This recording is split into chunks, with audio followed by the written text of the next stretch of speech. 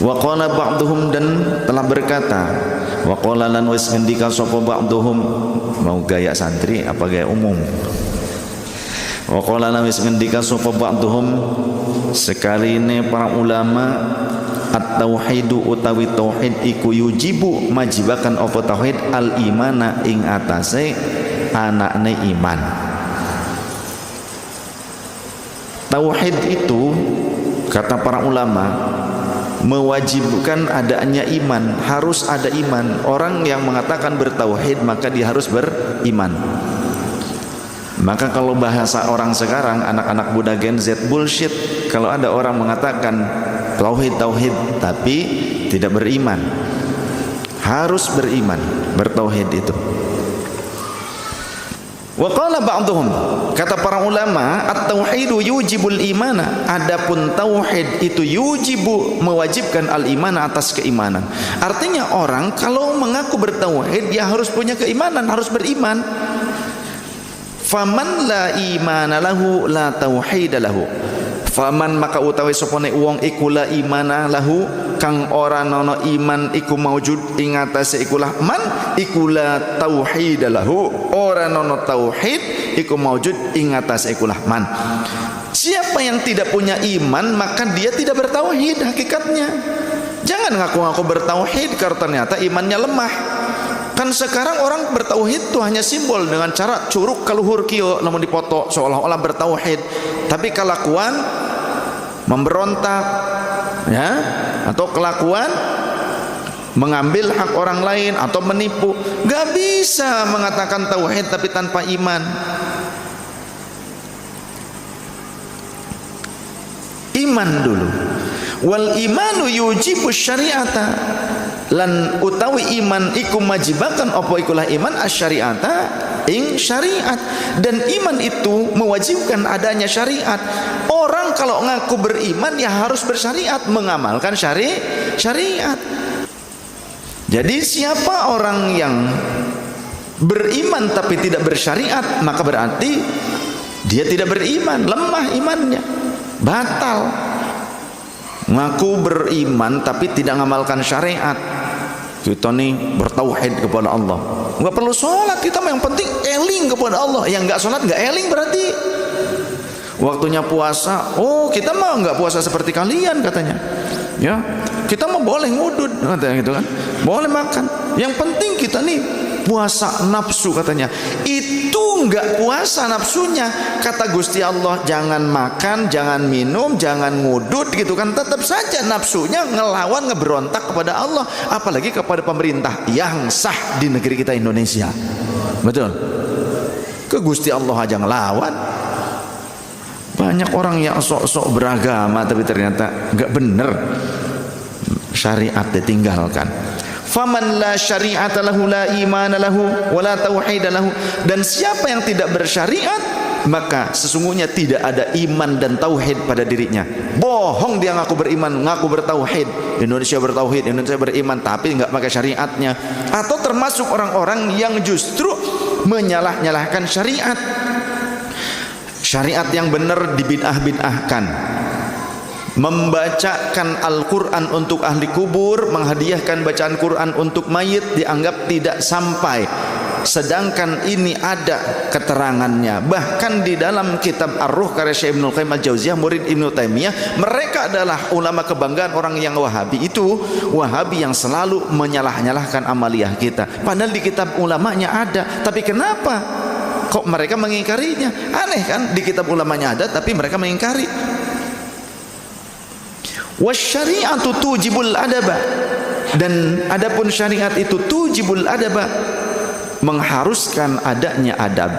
Jadi dalam mengamalkan syariat itu harus pakai adab. Contoh sholat ya, faman la adabalahu, maka utawi sopone wong iku la adabalahu, kang ora nono adab, lahu iku maujud, kedua ikulah man, ikulah syariatalah. Orang yang tidak punya adab dalam bersyariat maka sesungguhnya dia tidak punya syariat, tidak bersyariat orang itu sebetulnya. Wala imanalahu, dan tidak beriman. Wala tauhidalahu, dan tidak memiliki ketauhidan pada diri orang tersebut kalau tidak punya adab. Gini deh contoh, saat kita sholat Ada orang yang sholat Gusti nu Agung, Masya Allah cepat banget. Dan saya pernah mengalami bermakmum kepada yang seperti ini. Gusti, ya Allah, sholat isya, maghrib asal nama apa isya waktu itu, isya, sholat isya, keteteran saya. Allahu Akbar, keteteran segitu. Saya Al-Fatihah sudah saya wasol gitu kan, masih keteteran. Saya masih belum selesai nih Al-Fatihah wasol. Orang itu sudah i'tidal sampai Allah liman hamidah. Aduh kumangu dah gitu. Akhirnya saya bermakmum, aduh keteteran. Ada yang begitu. Dan pernah saya juga sholat ngikut tarawih, tapi bukan di sini, di daerah Subang. Pas kebetulan kunjungan ke daerah Subang, ikut tarawih. Akhirnya saya nggak bisa melanjutkan. Di Karawang juga pernah, di Karawang pernah ngikut. Kebetulan saya diminta tausiah malam nuzulul Quran, tapi yang imam tarawih bukan saya, yang lain. Pada saat saya jadi makmum tarawih keteteran, akhirnya saya munfarid saja sholat tarawihnya sendiri di belakang. Aduh, Masya Allah, bisa-bisa cangkeng kapak beletrok ya teh, ya boyo pak beletrok atau pletrok, bisa-bisa gitu. Akhirnya saya munfarid. Ya biarkan mereka yang pengen goncang, selele. Ya Allah. Nih, adab sholat tuh pakai adab. Diriwayatkan bahwasannya pernah ketika Rasul di dalam masjid bersama para sahabat, dakhala rajulun ilal masjid, tiba-tiba ada seorang laki-laki yang masuk ke dalam masjid. Fasalla, kemudian dia sholat. Menurut para ahli hadis sholatnya 4 rakaat. Ini sholat yang jenisnya 4 rakaat, entah zuhur, entah asar, entah isya. Lalu kemudian falamma faragha, tatkala si rajul tersebut selesai dari sholatnya, aqbala ila Nabi sallallahu alaihi wasallam, dia menghadap kepada baginda Nabi sallallahu alaihi wasallam, fasallama alaihi, dan Rasulullah dan orang itu mengucapkan salam kepada Nabi. Lantas faraddahu salama, Rasulullah menjawab salamnya, wa alaikas salam. Thumma qala, kemudian Rasulullah berkata, irji' fasalli fa innaka lam tusalli. Ayo balikan lagi, salat lagi karena kamu tadi belum salat. Padahal dia sudah salat 4 rakaat. Kemudian dia salat lagi. Salat, ketika sudah selesai, dia datang lagi kepada Rasul mengucapkan salam, tapi enggak dijawab oleh Rasul salamnya. Karena tadi yang pertama kan sudah. Ini sudah selesai salat, menghadap lagi kepada Rasul, salam lagi. Rasul tidak menjawab salam, malah Rasul mengatakan, irji' fasalli fa innaka lam tusalli. Ayo balik lagi, kamu salat lagi karena kamu belum salat tadi. Padahal sudah 2 kali nih salat, belum dikatakan salat oleh Rasul. Kemudian orang itu fasalla, salat lagi 4 rakaat. Ketika sudah selesai menghadap lagi kepada Rasul, mengucapkan salam, tapi enggak dijawab oleh Rasul, maka Rasul justru mengucapkan irji' fasalli fa innaka lam tusalli. Enggak jawab salam, tapi langsung nyuruh salat lagi. Ayo balikan lagi, salat lagi karena kamu belum salat. Tadi sudah 3 kali kan? Akhirnya dia salat lagi, pengulangan yang ketiga. Setelah mengulangi yang ketiga, berarti total 4 kali salat. Dia kemudian menghadap kepada Rasul lagi, mengucapkan salam, tapi tidak dijawab oleh Rasul. Tapi Rasul mengatakan yang serupa, irji' fasalli fa innaka lam tusalli. Ayo balik lagi kamu salat karena tadi kamu belum salat. Akhirnya orang itu sudah bingung. Walladzi ba'atsaka bil haqqi, ya Rasulullah, walladzi ba'atsaka bil haqqi, demi zat Allah yang mengutus engkau dengan membawa kebenaran. Tidak ada lagi yang lebih baik yang bisa kulakukan dari apa yang telah kulakukan tadi. Ma ahsana minhu, tidak ada yang lebih baik lagi dari apa yang telah kulakukan tadi ya Rasul. Itu sudah yang terbaik yang aku bisa. Fa'allimni, maka ajarkanlah kepadaku bagaimana tata cara salat yang benar. Kata lelaki tersebut. Maka Rasul kemudian berkata, dari mulai jika engkau idza tawadda'ta falyatabba fa ahsin wudu'aka, jika engkau berwudu, baguskan wudu'mu, ya. Kemudian thumma kabbir, kemudian kamu bertakbirlah, kemudian faqra ma tayassara minal Qur'an, baca bagian Al-Qur'an terlebih Al-Fatihah. dalam keadaan tumakninah hatta tatma'inna, lalu kemudian tsummarka, dan rukuklah engkau hatta tatma'inna raki'an, sehingga kau benar-benar tumakninah saat ruku. Tsumma tadil hatta ta'tadila qiyaman, kemudian bangkitlah untuk i'tidal sampai benar engkau jejak dalam kondisi berdiri tegap dalam keadaan yang tumakninah juga. Masjud, kemudian rukuklah engkau hatta tatma'inna sajidan, sehingga engkau bisa tumakninah pada saat sujud. Majlis, kemudian duduklah engkau, sama seperti itu terus sampai selesai. Rasulullah mengajarkan, maka faf'al, lakukanlah olehmu seluruhnya, kullaha kadzalik, seluruh salatmu itu seperti itu. Maka kemudian dalam riwayat yang lain, pernah Rasulullah melihat ada orang masuk ke dalam masjid lalu sholat, ternyata sholatnya itu seperti burung gagak mematuk bangkai, begitu cepat, cetuk cetuk cetuk, ya. Lantas Rasul mengomentari, siapa yang mati dengan keadaan sholat seperti itu, maka famata mitatan jahiliyatan, atau dalam riwayat yang lain, famata fi ghairi millati Muhammadin sallallahu alaihi wasallam, dia mati di luar agama Nabi Muhammad. Sholat padahal, tapi kelakuannya kayak burung gagak mematuk bangkai.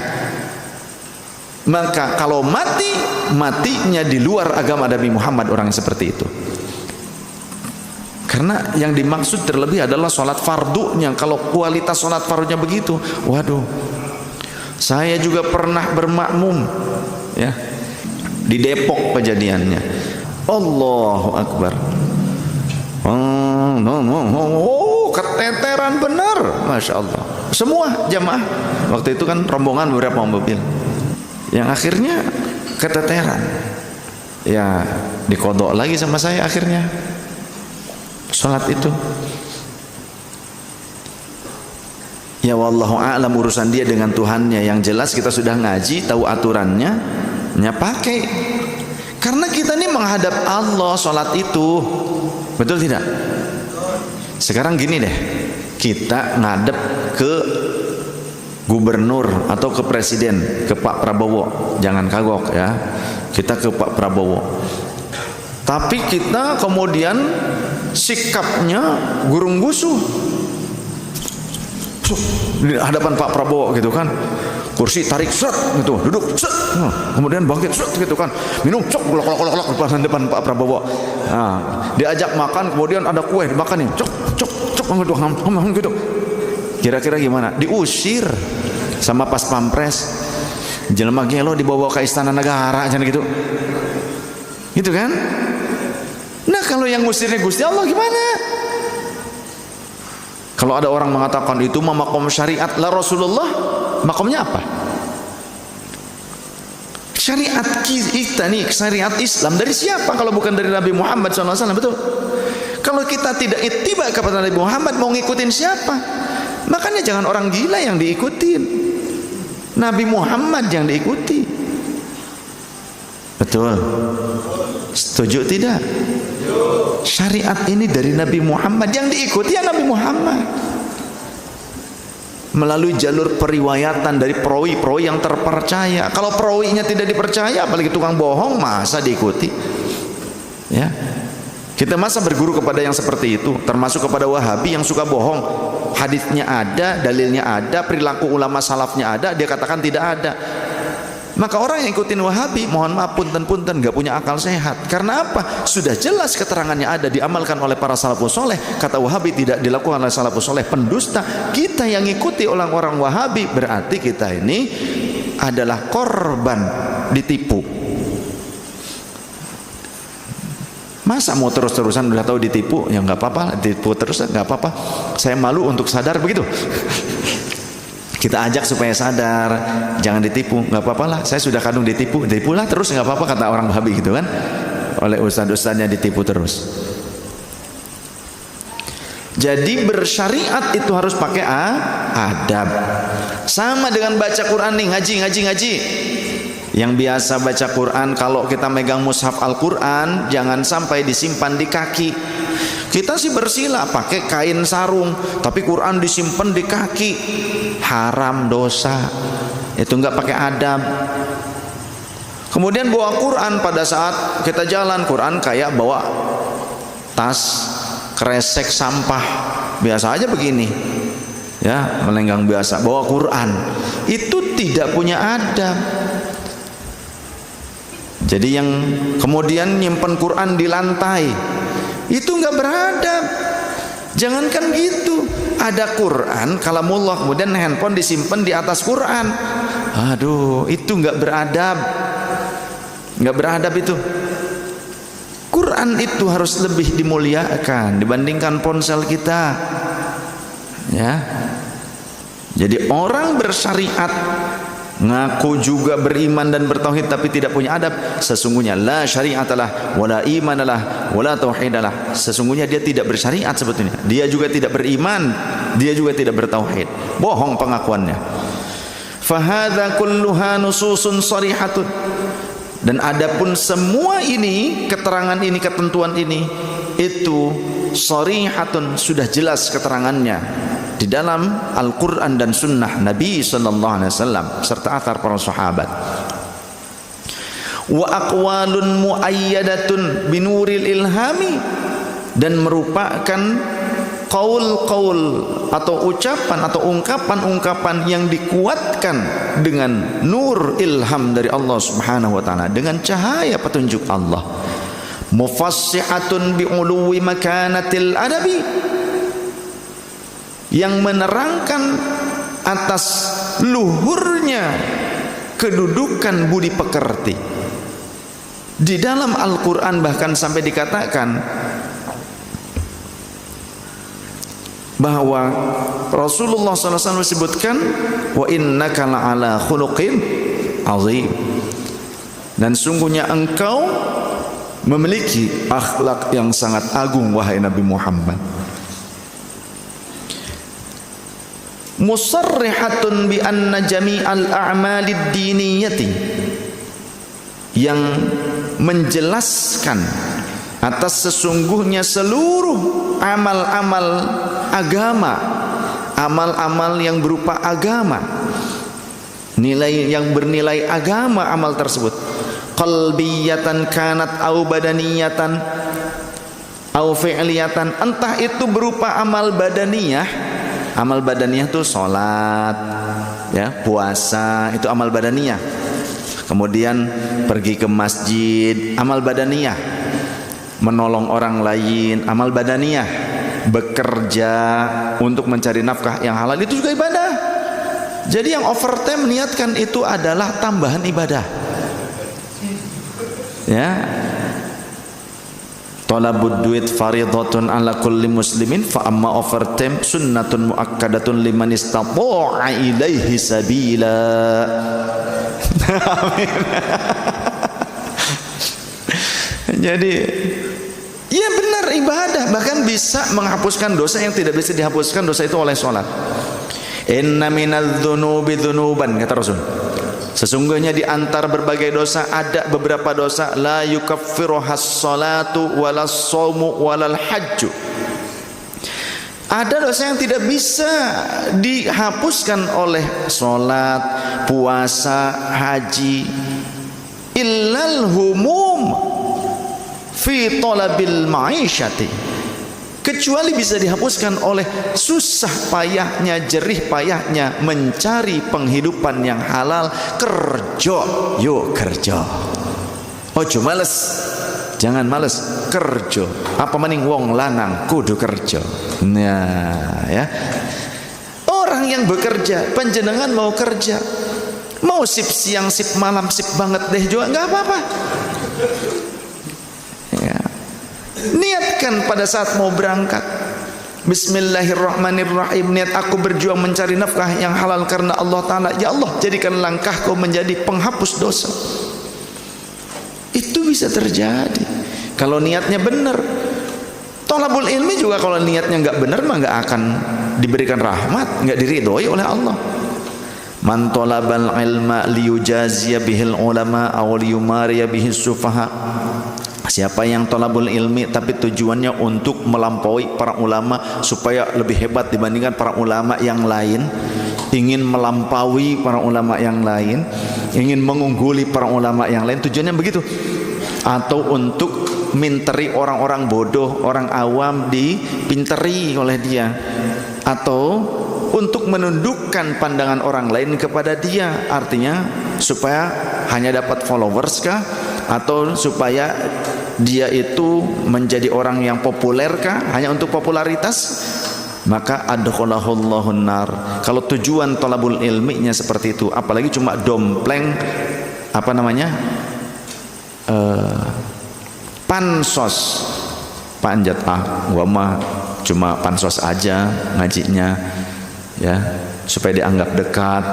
Nanti kalau sudah dianggap dekat kan lumayan banyak income. Kalau sudah seperti itu, adkhalahullahu nar, Allah akan masukkannya ke dalam neraka. Gitu. Aku ngajinya kan supaya nanti aku bisa selfie. Kalau pas selfie nanti aku bilang aku ini orang dekatnya. Wah, nanti akan pasti dipakai oleh orang banyak income. Gitu kan, apapun lah. Maka Allah tidak ridho. Itu thalabul ilmi. Apalagi cuma thalabul duit. Ini yang thalabul, yang faridotun itu thalabul duit apa thalabul ilmi sih sebetulnya? Dua-duanya, Pak. Allah tuh nggak egois sebetulnya, cuma kadang kitanya sendiri nggak bisa mengikuti keinginan Allah. Buktinya Allah nggak egois gini, ketika tujuan utama kita harusnya akhirat, wabtaghi fima atakallahu darul akhirata, kelanjutannya wala tansa nasibaka minad dunya wa ahsin kama ahsanallahu ilaik. Jadikanlah dunia itu ya, yang Allah jadikan sebagai sarana untuk kalian, fasilitas dari Allah. Jadikan fasilitas dunia yang Allah berikan kepada kalian itu, tujukan untuk akhirat. Wabtaghi fima atakallahu darul akhirat. Jadikan itu tujuannya adalah untuk keselamatan akhirat, bekal akhirat. Ukhrawi tujuan utamanya. Barulah Allah menunjukkan kebijaksanaannya. Wala tansa nasibaka minad dunya, dan jangan kalian lupakan bagian kalian di dunia. Kalian boleh kok pelesiran ya, boleh ke Cikole, boleh ke Cikole ya, ke Tangkuban Parahu boleh, arek parahuna dibalikeun deui ge supaya henteu nangkup, supaya nangkarak kajen sok ya, tajongan we deui tah parahuna kan baheureuh ditajong cenah ku sangkuriang lain. Ayeuna buktikeun maneh murid kula, hayo tajong deui bisa teu? Abong teu cantengan teh jempol paling ge boleh, hayo sok rek ka mana, tapi ajak aing atuh euy. Ulah sorangan-sorangan bae pelesir teh ya, ai wayahnya susah we datang ka guru. Aduh Sayyid ya, abdi teh kumaha ya kan, itu teh acan diangkat janten karyawan tetap, saya belum diangkat jadi karyawan tetap. Oh enggak, doakan saya supaya jadi karyawan tetap. Kadang saya tuh dilema, punya murid yang jadi karyawan tetap, ari saya hayang eta murid teh jadi direktur, vice presiden. Ya muridnya kayak embung tuh hayang jadi karyawan tetap wae. Jadi aduh lieur aing mah nya. Kumaha dakwah rek berkembang coba ge arembung jara di direktur manajer teh embung. Doakan saya menjadi karyawan tetap. Ini penentuan final nih katanya. Nanti ada penilaian. Mudah-mudahan saya jadi karyawan tetap. Satu sisi saya harus memenuhi permintaannya sebagai seorang muslim, nulungan, didoakan. Tapi satu sisi saya ke dasar manusia. Aduh, saya punya keinginan nih murid-murid saya tuh jadi manajer, direktur gitu kan. Iya. Mentana salah tuh dah ge. Jadi karyawan, nah kita bener diangkat, alhamdulillah jadi karyawan, tetap jadi karyawan teh naik-naik.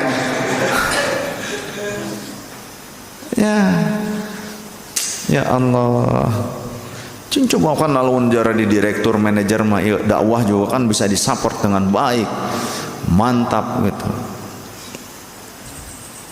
Bi anna jami'al a'malid diniyati qalbiyatan, kana entah itu berupa amal qalbiyah. Amal qalbiyah itu apa?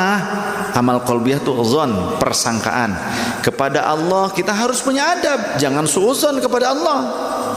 Kalau saat ini keinginanmu belum diberikan oleh Allah, maka jangan suuzon kepada Allah, karena kata Allah, nahnu biqadri dhanni abdi bi. Aku tergantung sugesti, keyakinan, prasangka hambaku kepadaku. Ada kalanya persangkaan kita ini jadi doa. Kalau kita buruk persangkaan kepada Allah, seolah-olah kita minta keburukan terjadi kepada kita. Tapi kalau kita husnuzon kepada Allah, sugestinya yang kuat, bagus, optimis, maka suatu saat Allah akan datangkan keinginanmu, bahkan bisa lebih baik daripada apa yang kau minta tersebut. Seperti kita juga selain zon, selain persangkaan kepada Allah, kepada manusia, kemudian juga kesabaran. Jangan nggak sabar, keikhlasan. Itu semua adalah amal-amal qalbiyah, amal qalbu. Au badaniyatan, ataupun amal badani, physically seperti sholat, puasa. Qauliyatan, ataupun ucapan kita harus dengan adab. Au fi'liyatan, gitu. Ataupun perbuatan, perilaku kita, semuanya tentu harus dengan adab. La yu'tabaru, maka tidak dianggap ora den wilang-wilang apa syai'un sewiji-wiji min haiku saking ikulah madzkur. Jadi kalau kita beramal qalbiyah, beramal badaniyah, qauliyah, fi'liyah, ucapan kita, perilaku kita, kalau tidak pakai adab, itu tidak dianggap, gak ada artinya, seolah-olah gitu ya, tak berarti. Illa in kana mahfufan bil mahasinil adabiyati, kecuali jika ada perilaku tersebut, qalbiyah, badaniyah, qauliyah, fi'liyah, itu berkesesuaian dengan bagusnya budi pekerti. Kalau memang senantiasa diliputi atau dihiasi dengan budi pekerti yang baik. Qalbu kita dihiasi dengan budi pekerti yang baik, kemudian amal badaniyah, amal qauliyah, ucapan, amal fi'liyah, perilaku gerak-gerik kita, kalau semuanya itu dihiasi dengan budi pekerti yang baik, maka kita akan menjadi budi doremi. Wal mahamidis sifatiyati, dan juga harus memiliki sifat yang terpuji. Kalau kita ingin berarti semua tindak tanduknya, zahir batin kita kalau ingin berarti, maka harus berkesesuaian dengan sifat-sifat terpuji. Wal makarimil khuluqiyati, dan akhlak-akhlak yang mulia. Bi anna tahliyatal amali, karena sesungguhnya menghiasi amal, maes-maesi perilaku, bil adabi, dengan adab, ajilan ing dalam mangsane saiki, karena sesungguhnya menghiasi amal-amal dengan adab pada saat ini di dunia itu alamatu qabulihi ajilan. Bedakan, kalau bahasa Arab tuh beda dikit, maknanya beda. Kalau ajilan sekarang, kalau ajilan nanti, ya, waktu yang akan datang. Kalau ajilan saat ini, cepat, waktu yang cepat. Kalau ajilan nanti yang akan datang. Kalau di dunia kita bisa menghiasi perilaku kita, amal-amal yang tadi dengan adab saat ini di dunia, maka itu tanda kalau ada orang ketika di dunianya setiap perilakunya, amal perbuatannya, qalbiyahnya, badaniyahnya, qauliyahnya, fi'liyahnya selalu diliputi, dihiasi dengan akhlak yang mulia, itu tanda qabulihi ajilan, bahwa akan diterimanya amal tersebut ajilan, nanti di hari kiamat. Wa bi annal adaba, dan dengan sesungguhnya, karena sesungguhnya adab itu kama yahtaju ilaihil muta'allimu fi ahwali ta'allumihi, sebagaimana adab itu dibutuhkan oleh seorang pencari ilmu pada setiap tingkah belajarnya. Yatawaqqafu alaihil muallimu fi maqamati ta'limihi, maka adab juga berlaku bagi seorang pengajar, seorang guru. Bukan cuma menuntut murid yang beradab, tapi guru juga harus beradab. Karena kalau gurunya tidak beradab akan ditiru oleh murid-muridnya. Tapi kalau gurunya beradab, insya Allah muridnya juga bisa meniru. Karena hal yang baik belum tentu bisa ditiru dengan sempurna oleh murid, tapi hal yang buruk murid bisa lebih hebat menirunya. Awas, hati-hati. Kebaikan tidak mudah untuk ditiru, paling ditiru juga tidak akan semuanya bisa meniru. Tapi kalau keburukan, mereka si murid bisa melampaui keburukan sang guru. Kalau guru memberikan contoh yang buruk, maka jadilah uswah hasanah.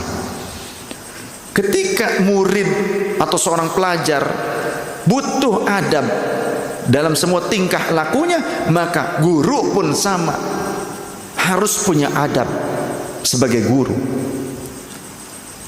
Pada setiap proses pengajarannya, guru harus punya adab.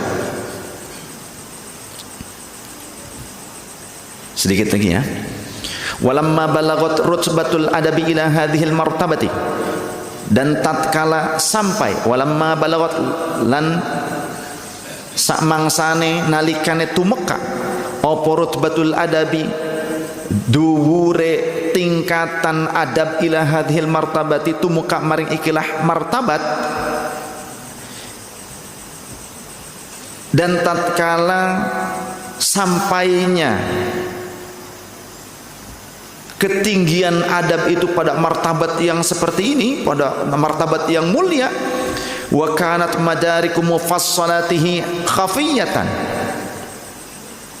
dan ketentuan kriteria detailnya adab itu belum jelas, da'ani ma ra'aitu min ihtiyajat talabati ilaihi, maka aku atau menarik bagiku, condong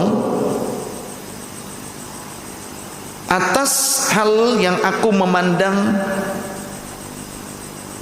berupa butuhnya para pelajar itu kepada adab. Maksudnya begini, maka aku tertarik untuk melihat berbagai macam adab yang dibutuhkan oleh para pelajar.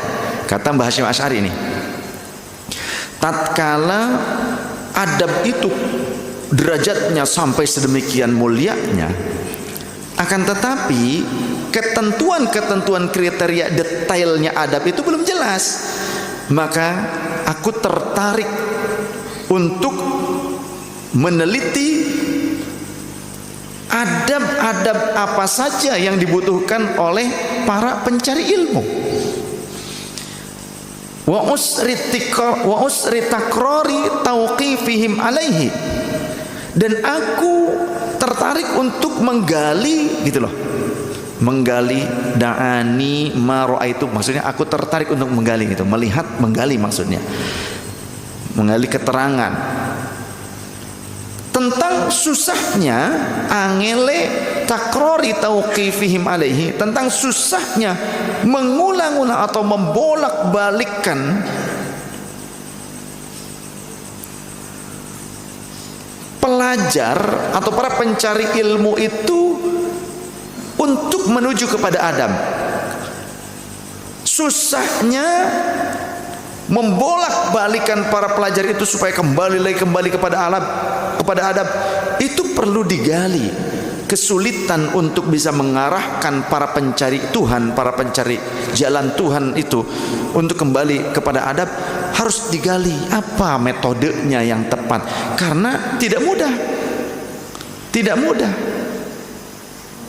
karena itu kan karakter, perlu treatment.